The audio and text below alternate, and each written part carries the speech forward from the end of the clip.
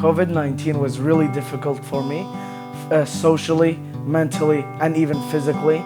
It was something that people around the world, I think like my age and kind of in my generation, had never really experienced before.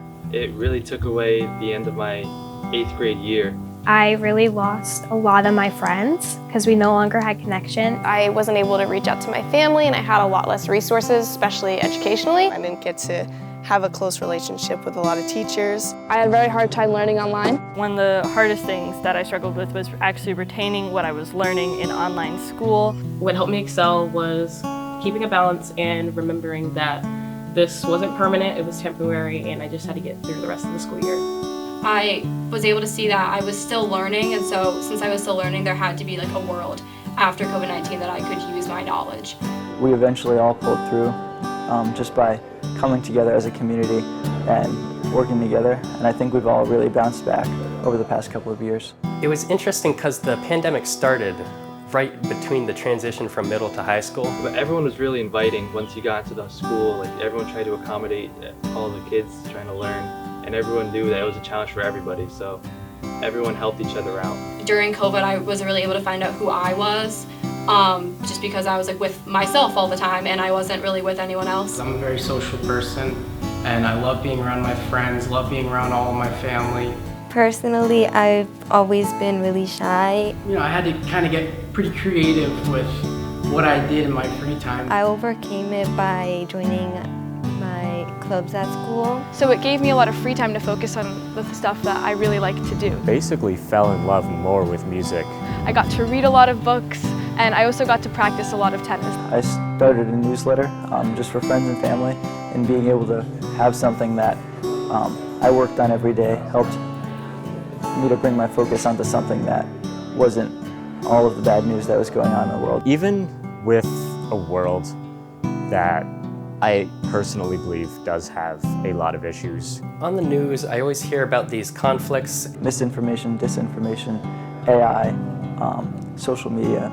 I think many people may feel that there might be more conflict going on in the world, where in reality, maybe it's just the fact that we have more resources to hear about the conflict. It's so easy to think that the world is a terrible place whenever it's so easy to see that on social media, because the world just really likes to focus on the negative. With those new technologies and with new social media, it gives people platforms to speak about what they think is right, and it gives people more resources to complete what they think is right and to fight for what's right. I just feel like I need to focus on being optimistic even when there's darkness around me. I think that truly there is good in this world, and I think that that will overcome the evil. Our world feels very divided, but I think if we all come together, then we can have a great future together. If everyone starts working together, we could really make some big changes in the world that will truly help everyone around us. I came from a country that's undergoing a civil war, and I've been through a lot in my life, and I think if I'm able to accomplish all the goals that I've dreamed of, I think anybody is able to. The class of 2024, there are a lot of individuals who are really passionate about the world. Those kids are have the fight in them, and a lot of us are doing things already that are changing the world, and we all have really big ambitions to try and make things better.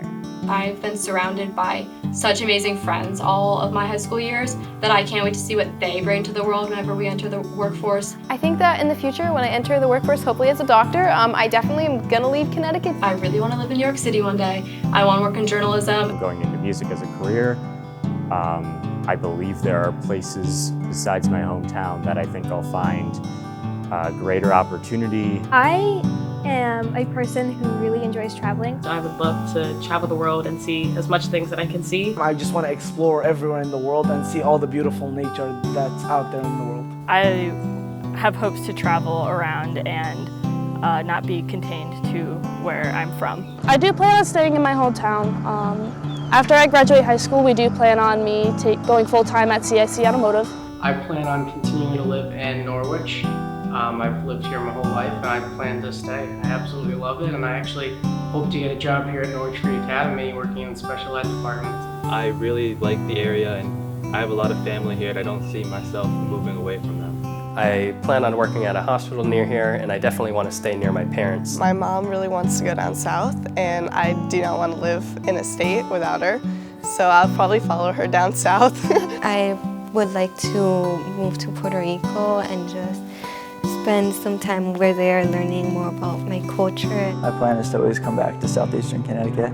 I really love this region. I really hope I get the opportunity to come back here, but I'm also open to any new place, wherever life takes me.